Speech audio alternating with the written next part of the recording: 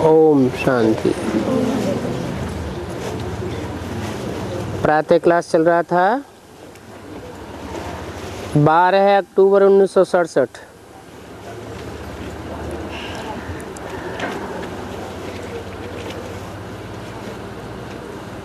रोज बाबा का कहना है आत्मा समझकर बैठो और बाप को याद करो।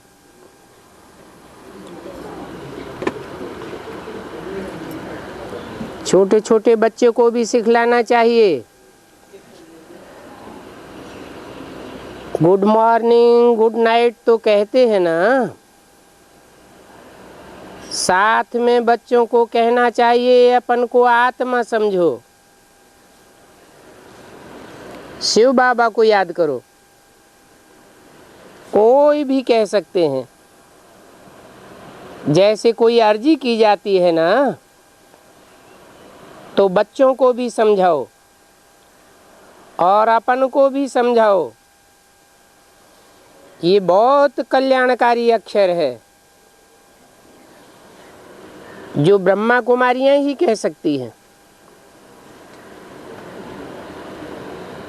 भाऊ या दादा या बहन जी कोई भी मिले, बोलो शिव बाबा कहते हैं अपन को आत्मा समझ मुझे याद करो तो तुम्हारे पाप भस्म हो जाएंगे और तुम पुण्यात्मा स्वर्ग के मालिक बन जाएंगे। बच्चों को भी ये बात समझाए दो। कोई भी मित्र संबंधी याद आवे,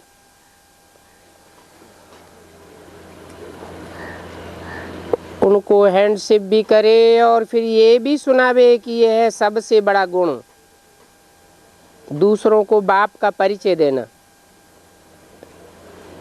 गीता जो पढ़े हुए होंगे उनको भी बहुत अच्छा लगेगा, समझ जावेंगे। भगवान शिव कहते हैं तो ऐसी ऐसी बातें अपने पास नोट कर दो।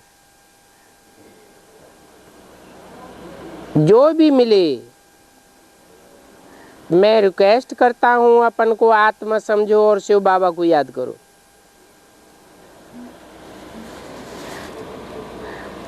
वो ऊंचते ऊंच पतित पावन है, 60 में ऐसे बताओ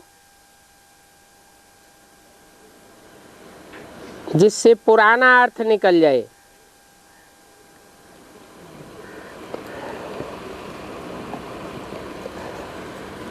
बहुत सिंपल बात है। तुम यह याद कराए बहुतों का कल्याण करेंगे।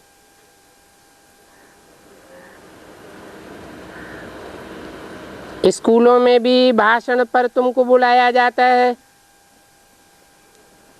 क्योंकि ये सब समझते हैं बच्चों की कैरेक्टर से सुधारनी है। टीचर्स आदि भी समझ जाएंगे। इस शिक्षा से बरोबर कैरेक्टर सुधरती जाएगी। पाप आत्माओं की कैरेक्टर तो होती है पाप की,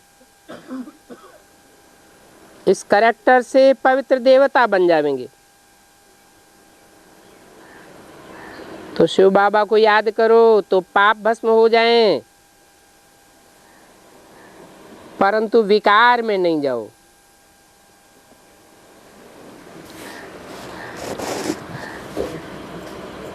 विकार में जाने से याद आना बंद हो जाती है। जब भी भाषण आदि पर जाते हो तो ये मुख्य शिव बाबा का ईश्वरीय मंत्र दो, बाकी और सभी हैं आसुरी मंत्र। और ये ईश्वरीय मंत्र एक ही बार मिलता है,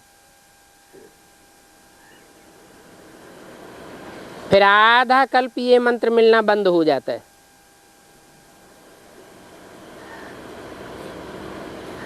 ये बात अच्छी रीति समझाना है। दिन प्रतिदिन नई नई पॉइंट्स निकालते रहेंगे।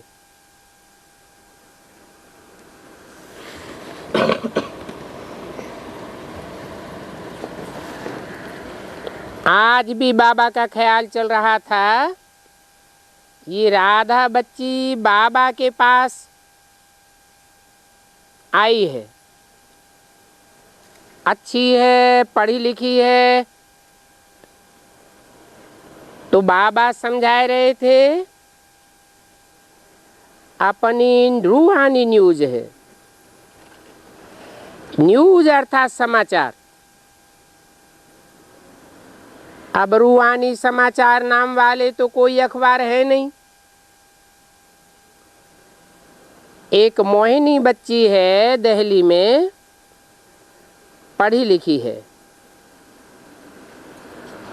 उनको भी बाबा ने कहा था एक अखबार निकालो तो अच्छा है, परंतु इतना ध्यान में नहीं आया। अब देखने में आता है अपनी गवर्नमेंट का अखबार बहुत ज़रूरी है।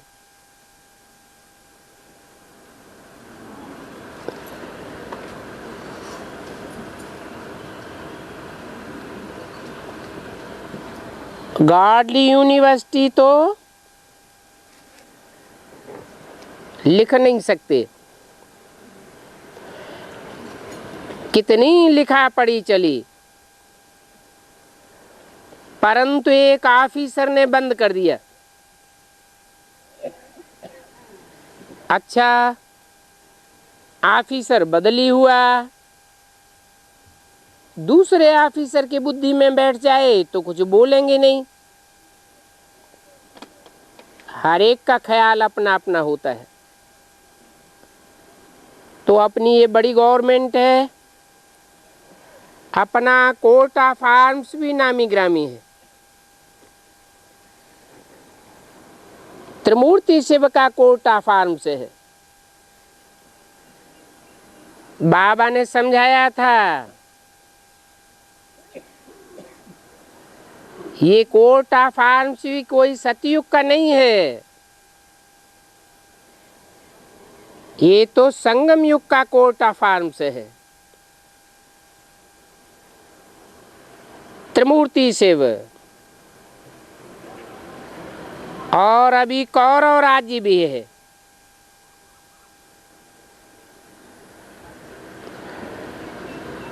पांडव भी है। शास्त्रवादी तो बड़ी आडंबर की बातें बैठ सुनाते हैं। अभी राजा रानी तो कोई है नहीं, प्रजा के ऊपर पंचायती राज्य कहा जाता है। पांडवों को भी राज्य नहीं है, कांग्रेस गवर्नमेंट है तो पांडव गवर्नमेंट भी ठहरी। तो अपनी रूहानी न्यूज में अच्छी रीति डाल सकते हो।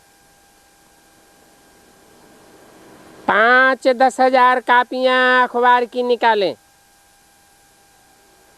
और बड़ों बड़ों को फ्री भेज सकते हो, इसमें हर्जा थोड़े ही है। परंतु बच्चों का आज उन्हें इतना दिमाग खुला नहीं है। हम पांडव गवर्नमेंट हैं, तुम बता सकते हो। हमारी ये पांडव गवर्नमेंट रूहानी गवर्नमेंट है और भगवान तो है ही सुप्रीम रूह। कोई भी मनुष्य को व देवताओं को भगवान नहीं कहा जाता।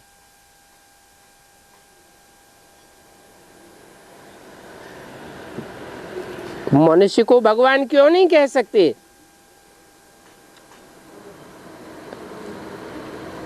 क्योंकि मनुष्य जो भी होते हैं मन वाले होते हैं।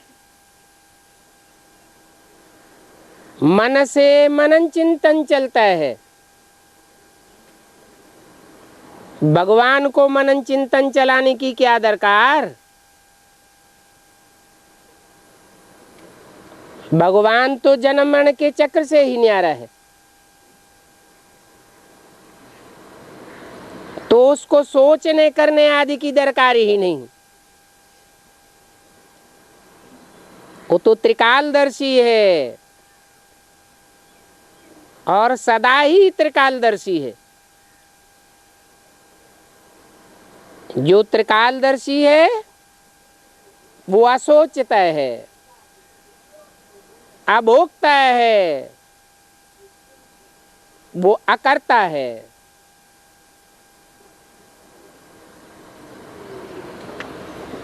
कर्मेंद्रियों से कोई भी कर्म करते हुए नहीं करता।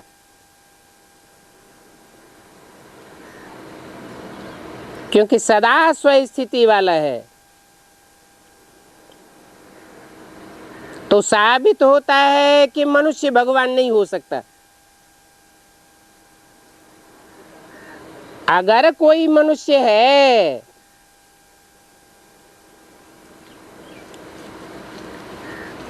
भगवान ने जो राजयोग सिखाया उस राजयोग को सीख करके मन को अमन बनाए देता है,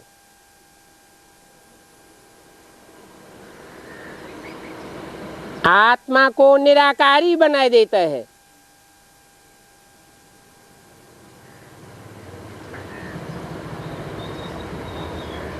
मन में चिंतन चलाने की जैसे दरकार ही नहीं, तो वो सिर्फ एक ही आत्मा है।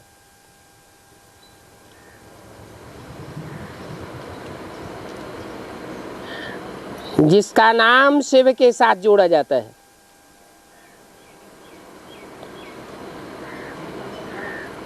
शिव का नाम शंकर के साथ जोड़ा जाता है।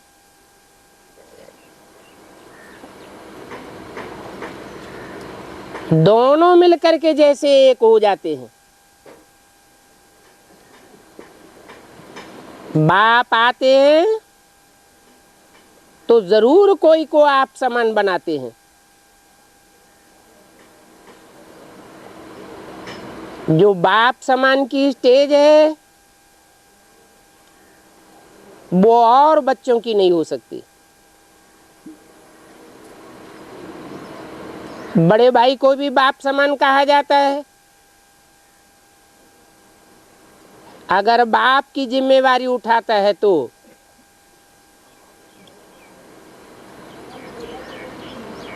शिव बाप इस सृष्टि पर आते हैं तो मनुष्य को देवता बनाते हैं।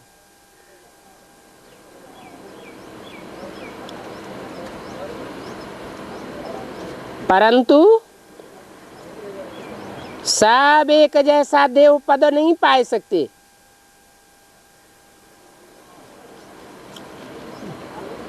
देवताओं में भी नंबरवार पुरुषार्थ अनुसार होते हैं। जो देवताओं में महान देवता है उसे महादेव कहा जाता है। जिसके द्वारा मनुष्यों को देवता बनाते हैं। जैसे ब्रह्मा के द्वारा ब्राह्मण बनाते हैं, देवता के द्वारा देवता बनाते हैं। इंजीनियर बनावेगा, डॉक्टर बनावेगा, स्वयं देवता होगा तो दूसरों को देवता बनावेगा। परंतु भगवान जिसे निराकार निरंजन कहा जाता है, निराकारी निर्विकारी निरहंकारी कहा जाता है, सदाशिव कहा जाता है, वो भगवान जब इस सृष्टि पर आते हैं तो पहले पहले भगवान आकर के भगवान भगवती बनाते हैं।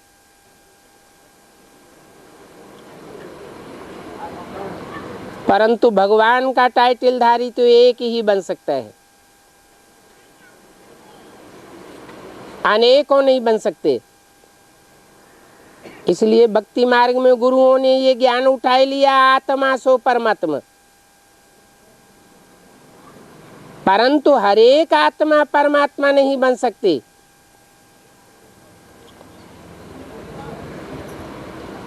परम शब्द सिर्फ एक के लिए यूज होता है। ऐसी ऐसी बातें तुम क्लियर करके लिख सकते हो।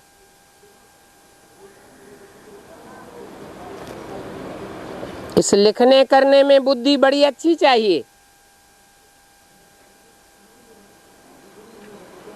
और लिखने वाली पढ़ी लिखी चाहिए।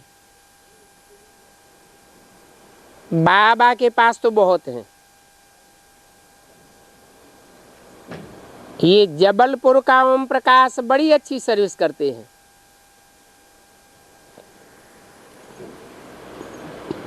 दिन प्रतिदिन बच्चे होशियार होते जाते हैं। जैसे पटना में जनक है, राज है, पुष्पाल है। बच्चियों ने सर्विस को अच्छा उठाया है।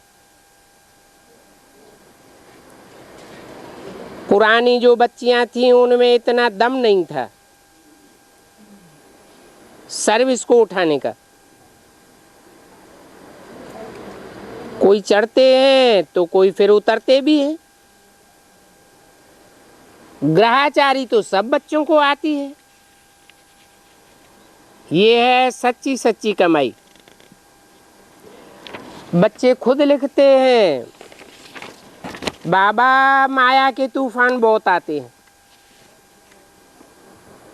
12 अक्टूबर 1967 की वाणी का दूसरा पेज। तूफान बहुत आते हैं तो खुशी कम हो जाती है, क्योंकि माया से हार खाते हैं। ग्रहाचारी बहुत करके बैठती है।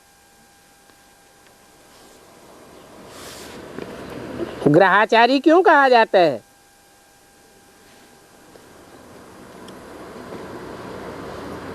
नौ ग्रह कहे जाते हैं। नौ ग्रह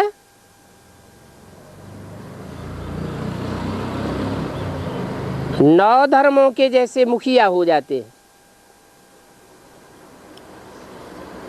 सब नंबरवार हैं।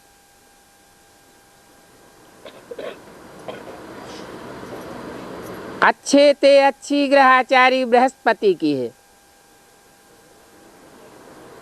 और बुरे ते बुरी ग्रहाचारी राहु की है। बाकी नंबरवार हैं। तो ग्रहाचारी का अर्थ क्या है? ग्रहाचारी का अर्थ ही है कोई न कोई ग्रह के आचरण में रहना।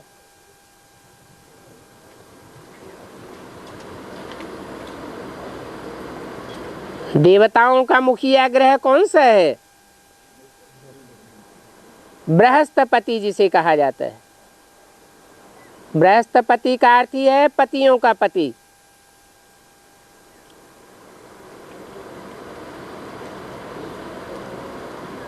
ग्रहाचारी सबको लगती है। कोई को श्रेष्ठ ग्रह की ग्रहाचारी लगती है, उसके आचरण में आते हैं, संग के रंग में आते हैं। कोई फिर भ्रष्ट के संग में आ जाते हैं। तो जिसके भी संग के रंग में आते हैं उसकी ग्रहाचारी लग जाती है। यहाँ संगम युग में शूटिंग होती है। संगम युग में जो शूटिंग होती है वो द्वापर कलयुग में प्रैक्टिकल होता रहता है।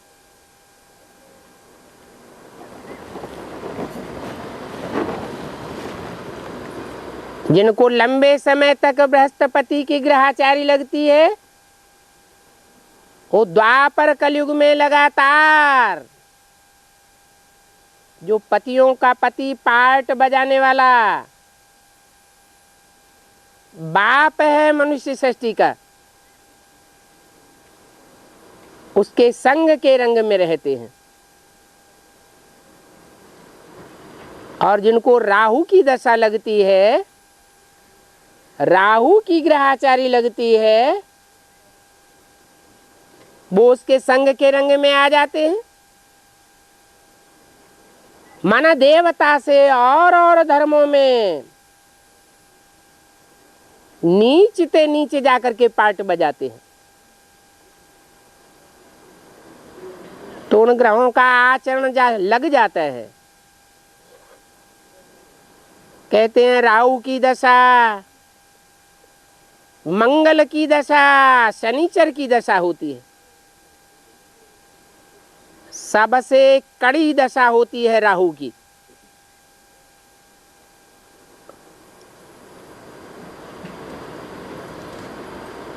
विकार में जाते हैं तो फिर राहु की दशा बैठ जाती है।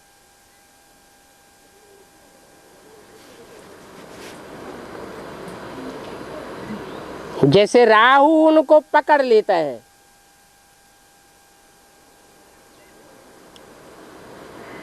अच्छी तरह संग के रंग में लाता है।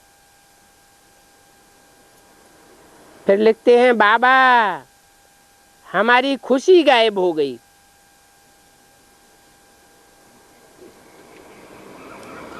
धंधे में इतना टोटा पड़ गया,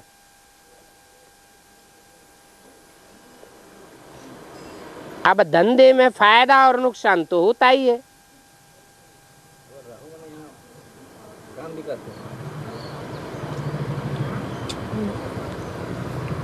जो अति व्यभिचारी बनते हैं उनका जो मुखिया है वो कहा जाता है राहु।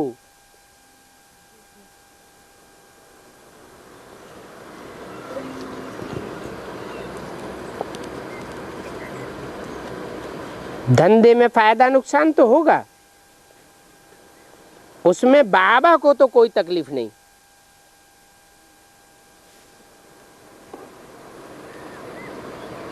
और इसमें आशीर्वाद की भी बात नहीं रहती। कोई सोचते हैं बाबा आशीर्वाद करो तो हमारी अवस्था सुधर जाए। अरे ये तो पढ़ाई है,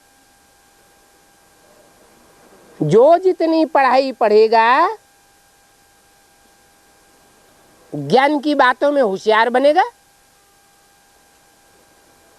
अपना भाटा घाटा अपने आप देखना है। बाप तो आते हैं पढ़ाई पढ़ाने,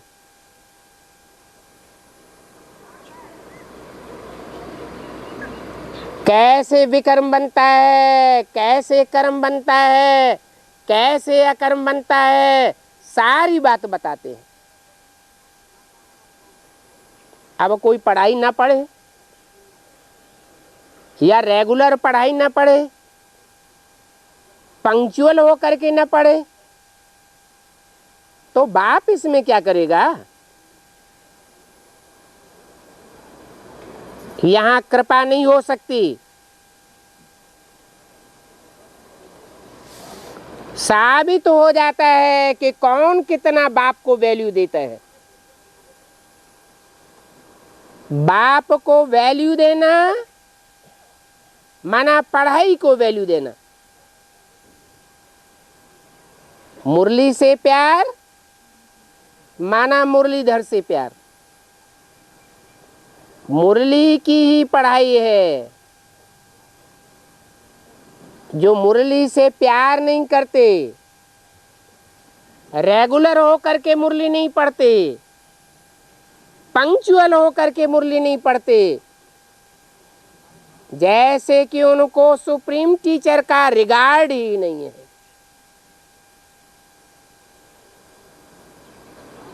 तो कृपा की बात नहीं है। ये ड्रामा है ना, ड्रामा अनुसार पार्ट बजाया जाता है। बाप कहते हैं मैं भी पार्ट बजाने आता हूं।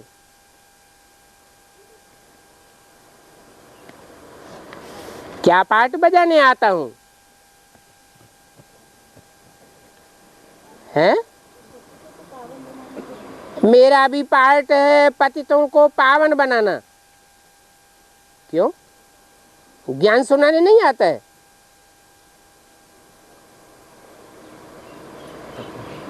ब्रह्मा के तन में आया, क्या ज्ञान नहीं सुनाया? सुनाया, लेकिन और ही नीचे गिरते हैं। ज्ञान तो सुनाया,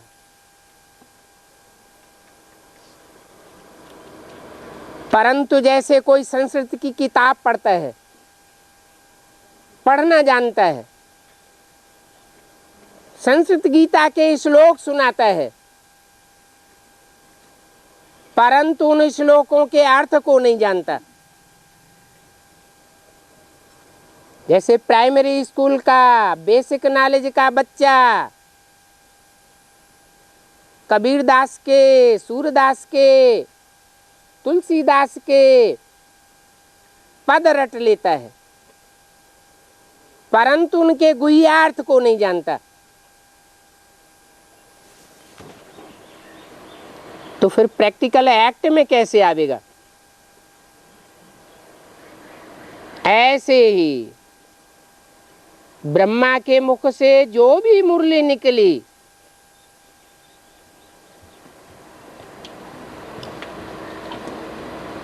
वो मुरली जैसे कि गीता माता है, परंतु वो गीता माता पतित पावनी नहीं है। वो गीता ज्ञान अमृत नहीं है। जिससे देवताएं अमर बन जावें।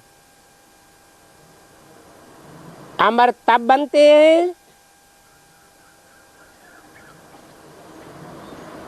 जब उन महावाक्यों का गहराई से अर्थ समझें, परंतु समझने वाले नंबरवार निकलते हैं। बाप तो सुप्रीम टीचर बनकर के सबको एक जैसी पढ़ाई पढ़ाता है, परंतु पढ़ाई पढ़ते नहीं है, समझते नहीं है कि मुझे किस लिए बुलाते हैं। कोई तो ऐसे ही रिवाजी हालत में मुरली पढ़ लेते हैं, सुन लेते हैं, परंतु उस पर मनन चिंतन मंथन नहीं करते।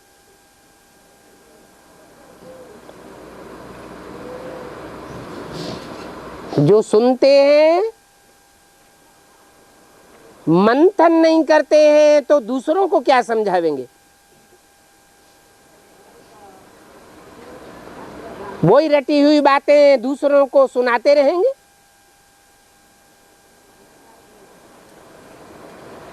मुझे तो बुलाते ही है पतित पावन आओ,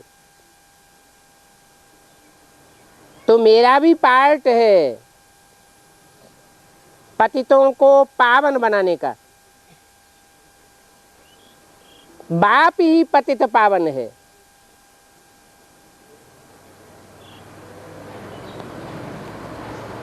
आकर के सबको पावन बनाते हैं। इसके लिए बाप राजयोग सिखाते हैं।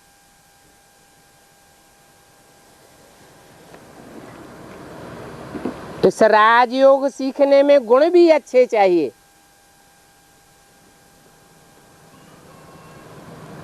सबसे बड़ा अवगुण है अपवित्रता का, व्यभिचार में जाने का।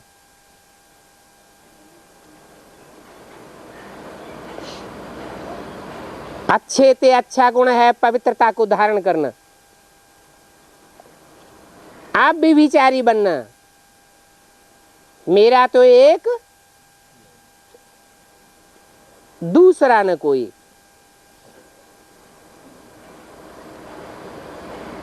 तुम बच्चों ने तो अच्छी रीति समझा है। जो कैरेक्टरलेस होते हैं वो कैरेक्टर वाले राजाओं को नमन करते हैं।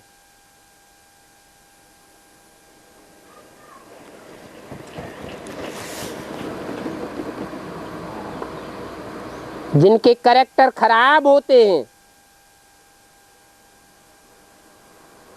उनके सामने जाकर कोई नहीं झुकते।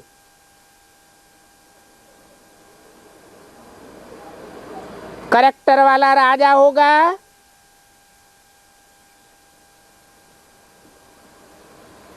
लड़ाई पर जावेंगे,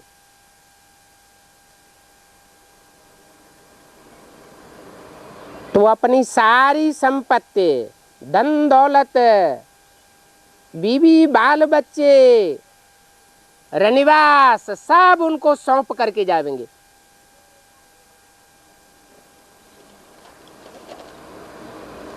करेक्टर की कितनी कमाल है। बाबा ने कहा था ये चित्र भी बनाओ।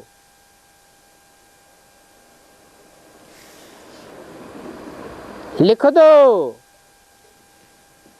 ये पतित राजाएं, यह पावन है।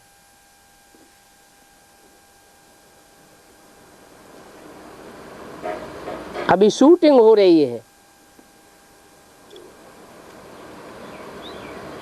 सब पता पड़ जाएगा।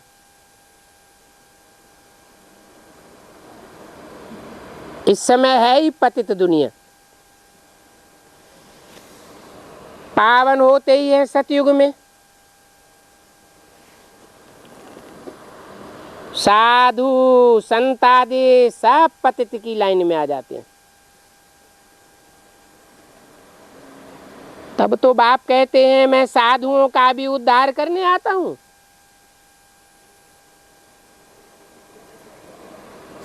उनकी रक्षा करने आता हूं। परित्राणाय साधूनाम।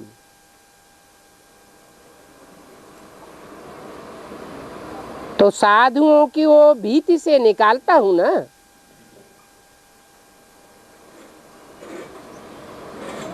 ये है ही पतित दुनिया। यहां सब भ्रष्टाचार से पैदा होते हैं।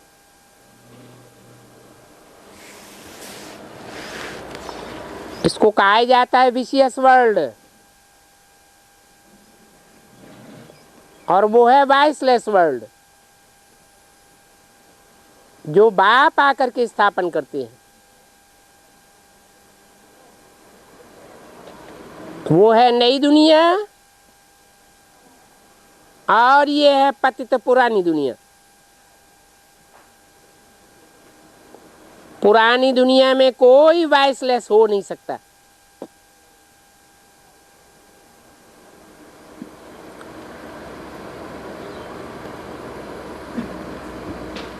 जो पावन बनते हैं उनके लिए नई दुनिया चाहिए। पतित दुनिया में कोई पावन नहीं होते और पावन दुनिया में कोई पतित नहीं होते।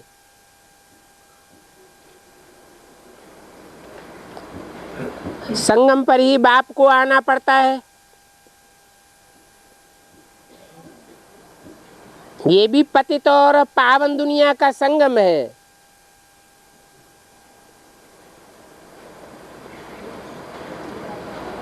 तो नरक की दुनिया के बीच बाप आकर के स्वर्ग का वर्षा देते हैं। तो संगम हुआ ना।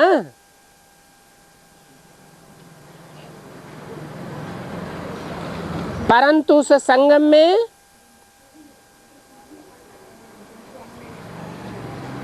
पुरुषार्थ करने वाली आत्माओं में कौन अव्वल नंबर है,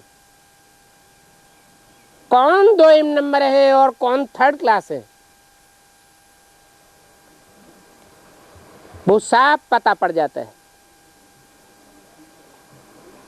उत्तम ते उत्तम का पता पड़ जाता है। इसलिए इसको कहा जाता है पुरुषोत्तम संगम युग। तो बच्चों को ऐसे ऐसे ख्याल करना चाहिए कि हम अपन ही अखबार कैसे निकालें। अपनी कमेटी भी बहुत मीठी होनी चाहिए।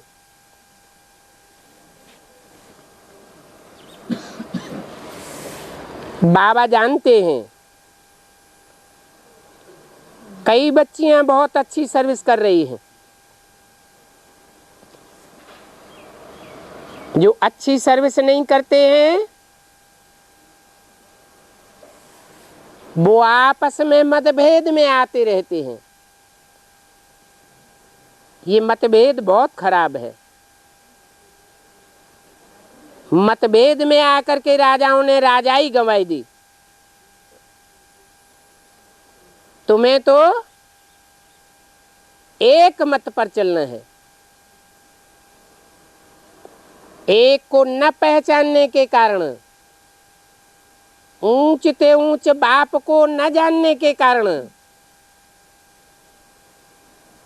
श्रीमत पर नहीं चलते हैं, श्रीमत की परवाह नहीं करते हैं, फिर मतभेद में आ जाते हैं।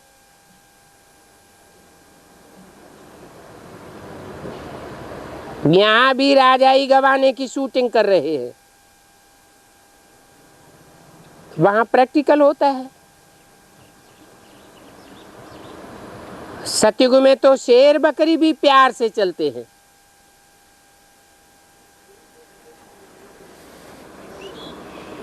उनमें भी कोई मतभेद नहीं होता। यहां तो देखो कितना मतभेद हो जाता है।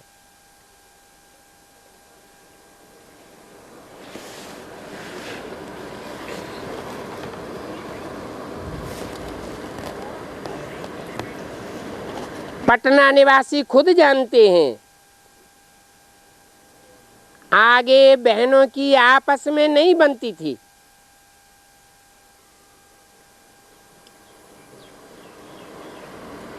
कहाँ की बात? पटना नाम क्यों पड़ा? एक दूसरे की आपस में पटती ही नहीं थी, क्योंकि बाप की मत को पकड़ा ही नहीं। मतभेद में आते रहते, बातचीत करने की भी रॉयल्टी नहीं रहती। अनपढ़ ही है ना। बड़े आदमी से भी तुम कह के बात करती है। पति को भी तुम तू कह देगी।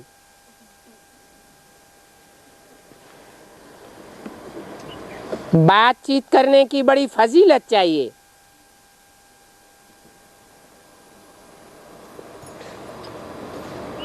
परंतु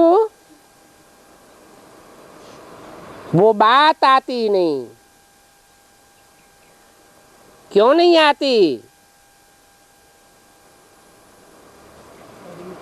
पति को भी तू करके बात करती है। इससे क्या साबित होता है?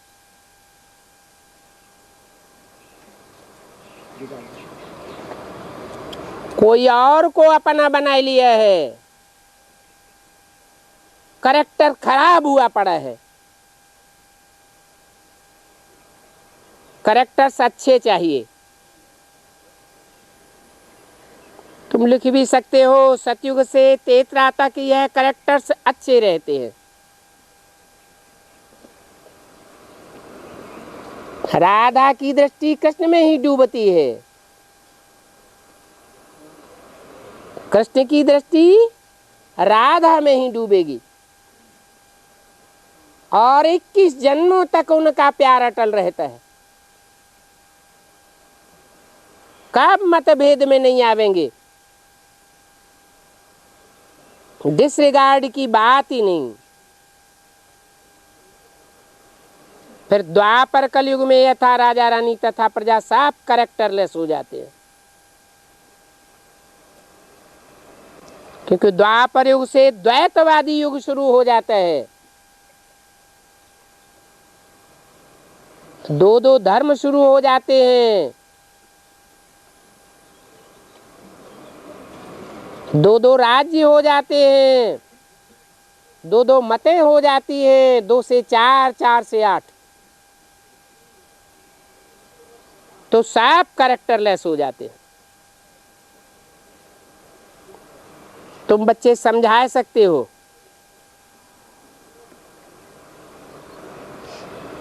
तुम्हारा सेंटर गलियों के अंदर नहीं होना चाहिए।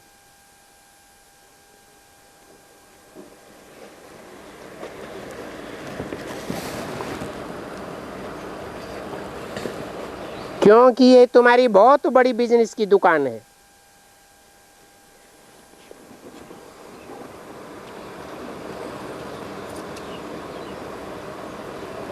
बल करके माताओं को वहां आना जाना सहज होता है, परंतु आजकल तो माताएं भी खड़ी हो गई हैं। जहां तहां खुले रीति जाती हैं। और तुम्हारी तो है रूहानी दुकान, जिसमें ज्ञान रत्नों का सौदा मिलता है। जिनका इस दुकान से कनेक्शन होगा, आस्ते आस्ते उन्हों की बुद्धि का ताला खुलता जाएगा। बाप से वर्षा लेने का पुरुषार्थ करने लग पड़ेंगे।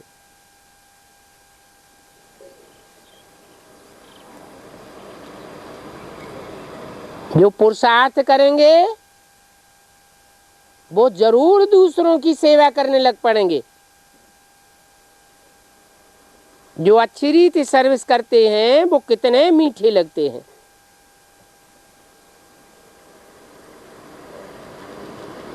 दूसरों की सेवा करने वाले जरूर अच्छी पढ़ाई पढ़ते होंगे।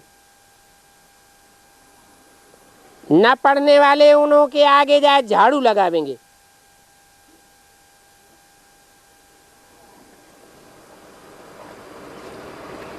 कहाँ झाड़ू लगावेंगे हैं? अरे कहाँ जाए झाड़ू लगावेंगे? सतयुग में? यहाँ संगम युग में ही देखने में आवेगा कि जो पढ़ाई को वैल्यू नहीं देते, मुरली की कदर नहीं करते, जैसे बाप की कदर नहीं करते, तो बाप से वर्षा क्या पावेंगे? जरूर बाप से झाड़ू लगाने का वर्षा मिल जाएगा।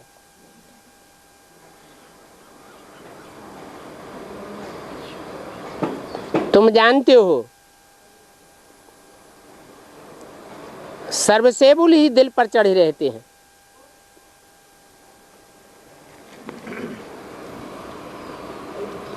जो सेवादारी बच्चे होते हैं वो दिल पर चढ़े हुए होने के कारण बहुत याद आते हैं।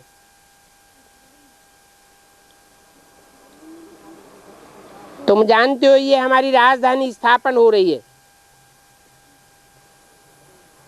कहते हैं बाबा हम तो लक्ष्मी नारायण बनेंगे, परंतु सिर्फ कहने से क्या होगा? लायक भी तो बनना पड़े। इस पर नारद का भी मिसाल देते हैं।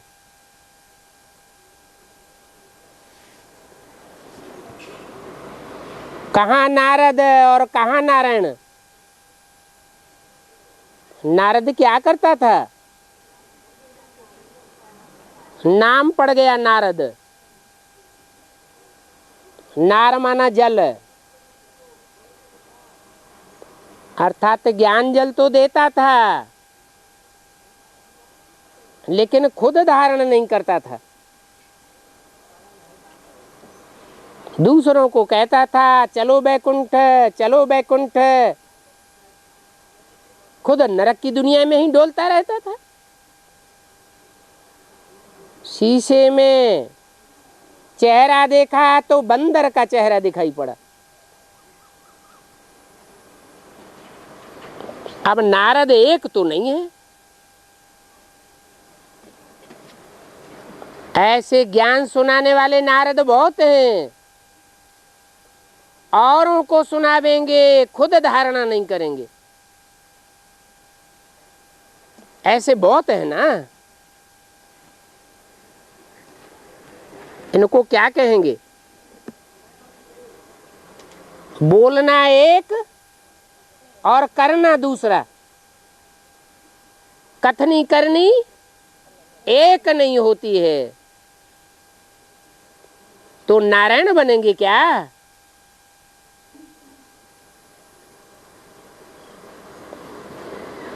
नारायण का टाइटल भले मिल जावे, परंतु असली नारायण तो नहीं हुए ना। असली की पूजा होती या नकली की पूजा होती? असली नारायण की पूजा होती है। बाकी जो नकली नारायण अनेक नारद बनते हैं, उन सतयुग के 7 नारायणों की पूजा नहीं होती है। तो उनको ज्ञानी आत्मा कहें या भक्त आत्मा कहें? उनको कहेंगे भक्त। ऐसे भक्तों को फिर शरीर छोड़ना पड़े,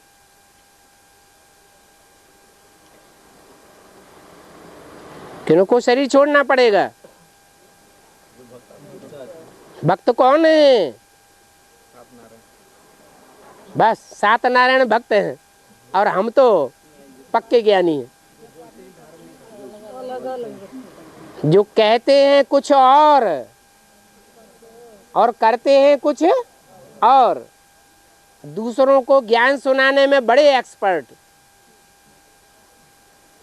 खुद अंदर जानते हैं कि हम कर नहीं सकते। इतने ढेर भक्त हैं तो सब नर से नारायण बनेंगे क्या? नर से डायरेक्ट नारायण बनने वाले कितने होंगे? हैं? यथा राजा तथा प्रजा। नर से नारायण जैसे बनने वालों की संख्या होगी कितनी? 2.25 लाख, जिनकी कथनी और करनी एक होगी। बाकी तो सब भक्तों की लिस्ट में आ गए।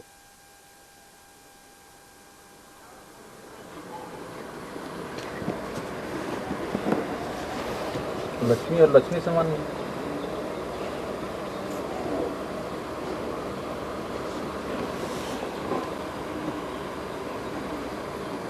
लक्ष्मी मनन चिंतन मंथन करती है मुरली का, है? फिर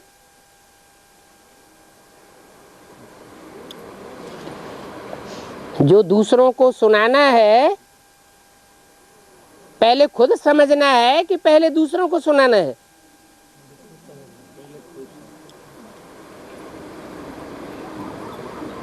जब तक नॉलेज नहीं धारण करते हैं तब तक तमो प्रधान पत्थर बुद्धि है, समझते नहीं हैं। सिर्फ भगवान ने ही ये राजयोग सिखाया था।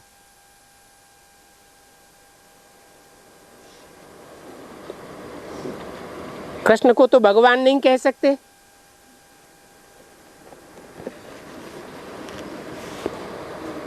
ब्रह्मा विष्णु शंकर को भी भगवान नहीं कह सकते। क्यों?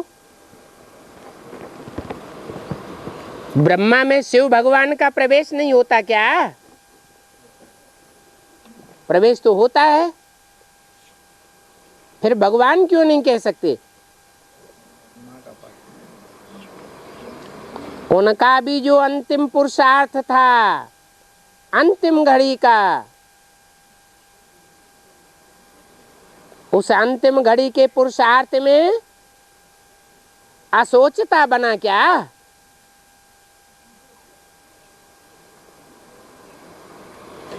असोचता कहेंगे? निराकारी निर्विकारी निरहंकारी बना क्या? नहीं बना। तो सूक्ष्म मनन चिंतन मंथन चलता रहा, सूक्ष्म शरीर धारण करना पड़े। भगवान सूक्ष्म वतन में आता है क्या? सूक्ष्म शरीरधारी बनता है क्या?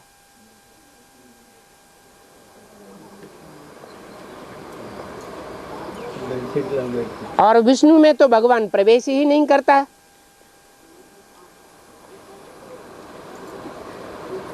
शिव भगवान विष्णु में प्रवेश करता है क्या?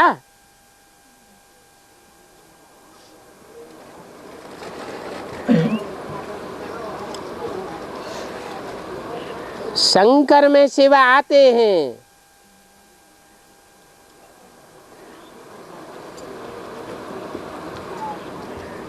परंतु शंकर को भी भगवान नहीं कहेंगे। क्यों नहीं कहेंगे?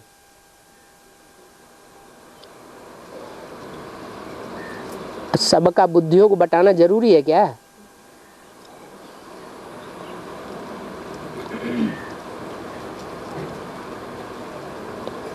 शंकर को भगवान क्यों नहीं कहेंगे?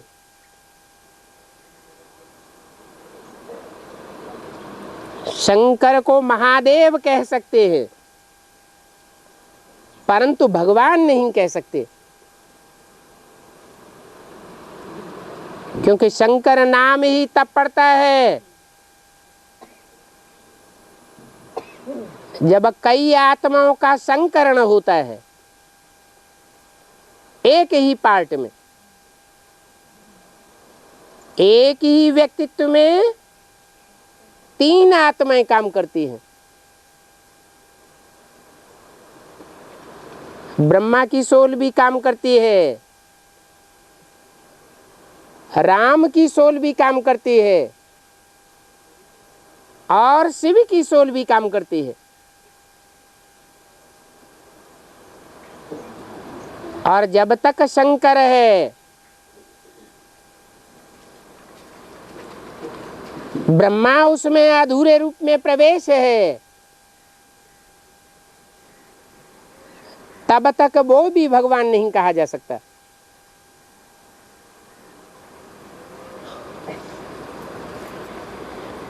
क्योंकि कुछ न कुछ मनन चिंतन मंथन चलता रहेगा।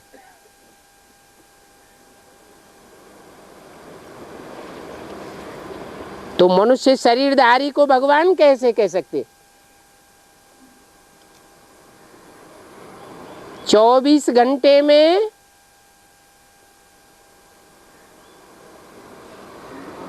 अगर थोड़ा समय भी शरीर में बुद्धि धरी हुई हो तो उसको भगवान कहेंगे कि देहधारी कहेंगे? देहधारी कहेंगे।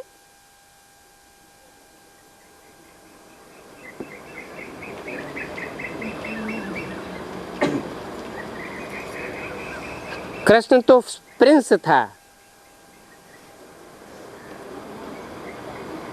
वो कोई भगवान नहीं था।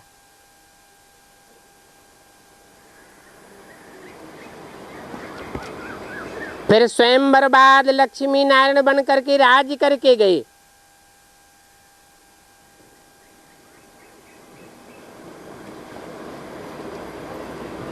स्वयंवर बाद गद्दी पर बैठने से राजा कहा जाता है। प्रिंस को तो राजा नहीं कहेंगे।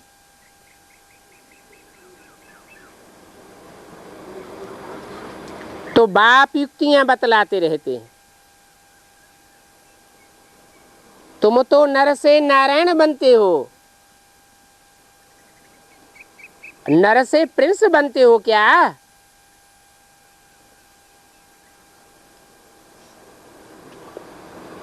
पहले पहले कोई से भी मिलो तो उनके कल्याण करने की बात उनको दो। हम अर्जी करते हैं, एक तो आप अपन को आत्मा समझो,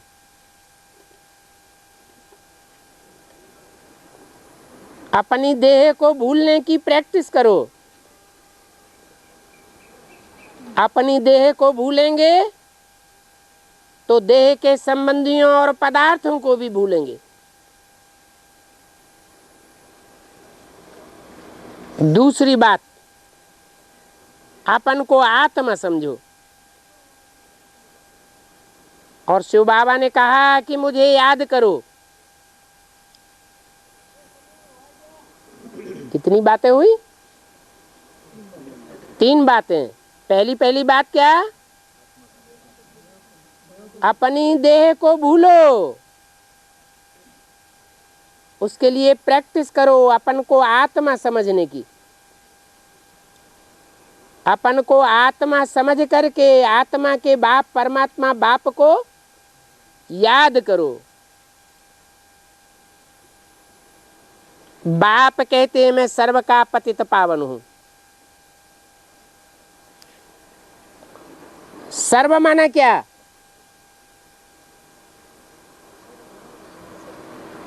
सर्व किसे कहा जाए? सर्व माना सारी सृष्टि। 500-700 करोड़ मनुष्य मात्र भी, कीड़े मकोड़े, पशु पक्षी, पेड़ पौधे, पहाड़ पत्थर, सब उसमें आ जाते हैं। मैं अथॉरिटी हूं। पत्थर बुद्धियों को भी पारस बुद्धि बनाए देता हूं। मैं सभी वेदों शास्त्रों को जानता हूं।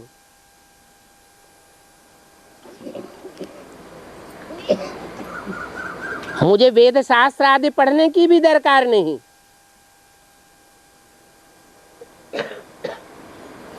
ये सब सामग्री भक्ति मार्ग की है। इन भक्ति मार्ग की बातों से कब कोई का कल्याण नहीं हो सकता।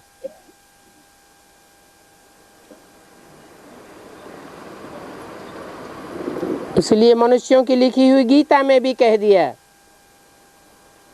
हे अर्जुन, तू जो भी शास्त्र आदि पढ़ा हुआ है वो सब भूल जा। शास्त्र आदि पढ़ने, कर्म कांड आदि करने से मेरे से कोई मिल नहीं सकते हैं। कल्याणकारी बाप ही आए करके कल्याणकारी बनाते हैं। 12 अक्टूबर 1967 की वाणी का 3रा पेज।